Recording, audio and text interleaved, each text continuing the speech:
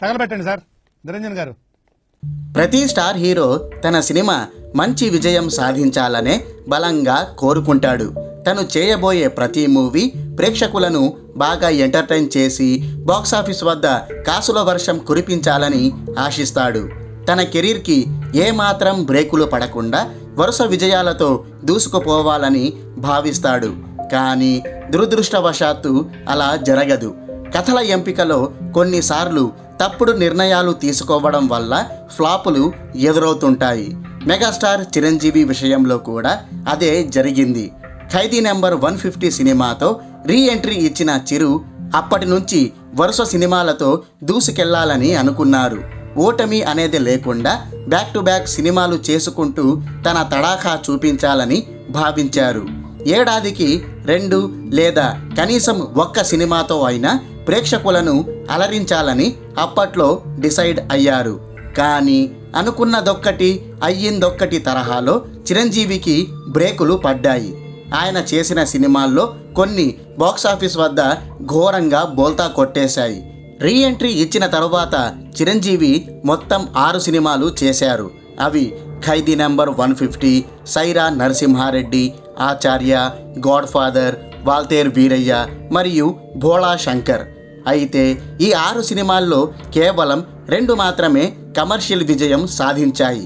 అవి ఖైదీ నెంబర్ 150 మరియు వాల్తేర్ వీరయ్య. మిగిలిన 4 సినిమాలు మాత్రం ఫ్లాపులుగా నిలిచాయి.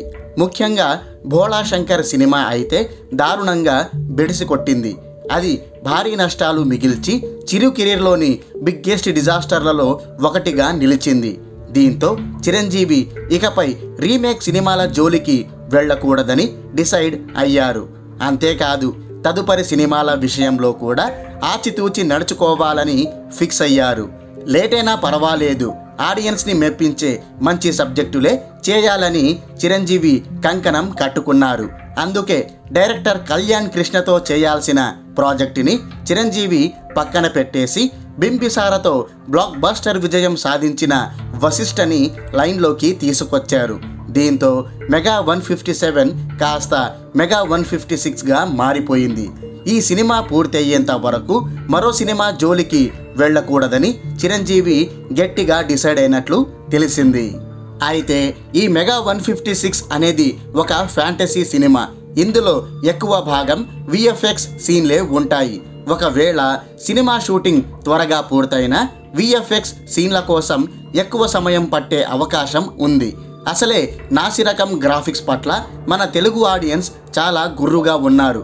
బెస్ట్ అవుట్పుట్ ఇస్తే గానీ ఒప్పుకోవడం లేదు. అందుకే మెగా 156 గ్రాఫిక్స్ విషయంలో డైరెక్టర్ వశిష్ఠ్ ఎక్కువ జాగ్రత్తలు తీసుకుంటున్నాడు. కేవలం ఈ గ్రాఫిక్స్ పనులు పూర్తి చేయడానికే 6 నుంచి 8 నెలల సమయం పడుతుందని అంటున్నారు. దీనికి తోడు సినిమా షూటింగ్ పూర్తవ్వడానికి మరో 3 నెలల టైం పట్టే అవకాశం ఉంది. అంటే ఓవరాల్గా చూసుకుంటే ఈ సినిమా పూర్తవ్వడానికి ఏడాది కాలమే పడుతుందన్న మాట. ఈ లెక్క ప్రకారం మెగా 156 ప్రాజెక్ట్ 2024లో రావడం దాదాపు అసాధ్యమే. సో ఈ సినిమా 2025 సంక్రాంతి లేదా వేసవిలో రావచ్చు.